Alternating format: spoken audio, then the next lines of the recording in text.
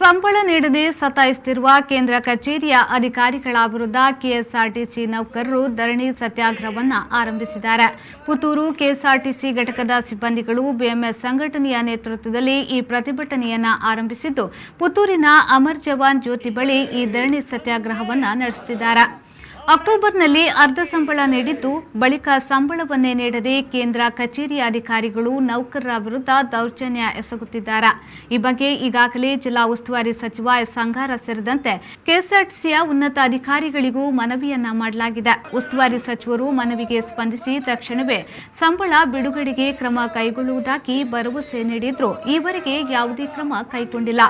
ಈ ಹಿನ್ನೆಲೆಯಲ್ಲಿ ಇಂದಿನಿಂದ ಅಕ್ಟೋಬರ್ 25ರ ತನಕ ಧರಣಿ ಸತ್ಯಾಗ್ರಹ ಮುಂದುವರಿಸಲಾಗುವುದು.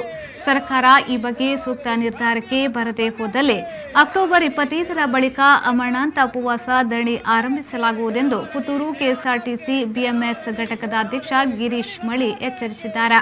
ಇಷ್ಟರವರೆಗೆ ನಾವು ದುಡಿದಂತಹ ಸಂಬಳವನ್ನು ಕೇಳಿದ್ದಕ್ಕೆ ಖಂಡಿತವಾಗಿ ಕೊಡುವುದಕ್ಕೆ ಯಾವುದೇ ಒಂದು ಕ್ರಮವನ್ನು ಜರುಗಿಸಲಿಲ್ಲ.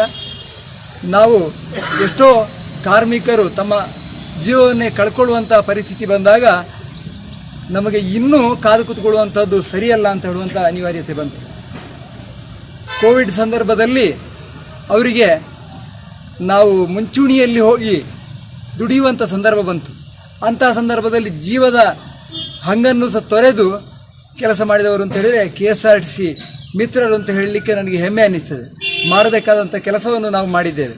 ಆದರೆ ಅಲ್ಲಿ ಯಾರು ತಮ್ಮ ಜೀವವನ್ನು ಕಳ್ಕೊಂಡ್ರೋ ಇಂದಿವರೆಗೆ ಅವರಿಗೆ ಪರಿಹಾರವನ್ನು ಕೊಡಲಿಲ್ಲ ಅಂತ ಹೇಳಲಿಕ್ಕೆ ಬಹಳ ಖೇದ ಅನ್ನಿಸ್ತದೆ.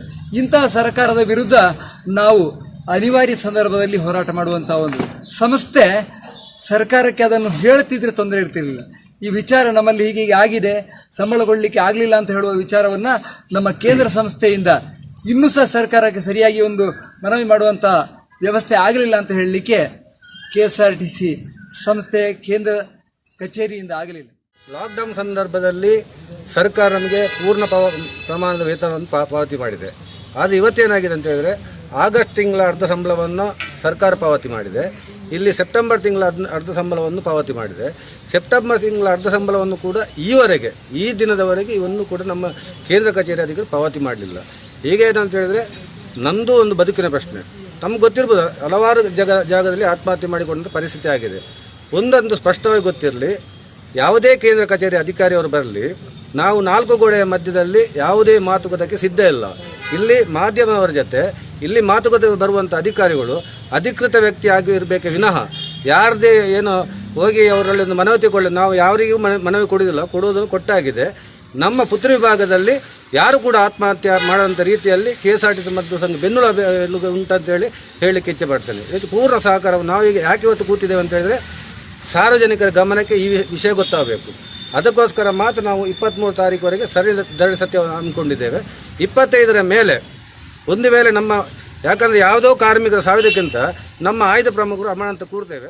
ಅಲ್ಲದೆ ಸಂಬಳ ನೀಡದೆ ಸತಾಯಿಸುತ್ತಿರುವ ಅಧಿಕಾರಿಗಳ ವಿರುದ್ಧ ವೈಯಕ್ತಿಕ ಕೇಸು ದಾಖಲಿಸಲಾಗುವುದೆಂದು ಹೇಳಿದರು. ಏತಕ್ಕಾಗಿ ಹೋರಾಟ, ನ್ಯಾಯಕ್ಕಾಗಿ ಹೋರಾಟ, ಎಲ್ಲಿಯವರೆಗೆ ಹೋರಾಟ, ಗೆಲ್ಲುವವರೆಗೆ.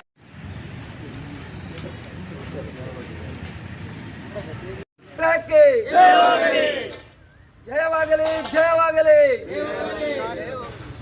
ಎಲ್ಲಿಯವರೆಗೆ ಹೋರಾಟ, ಗೆಲ್ಲುವವರೆಗೆ ಹೋರಾಟ. ಒಂದೇ ಮಾತರಂ.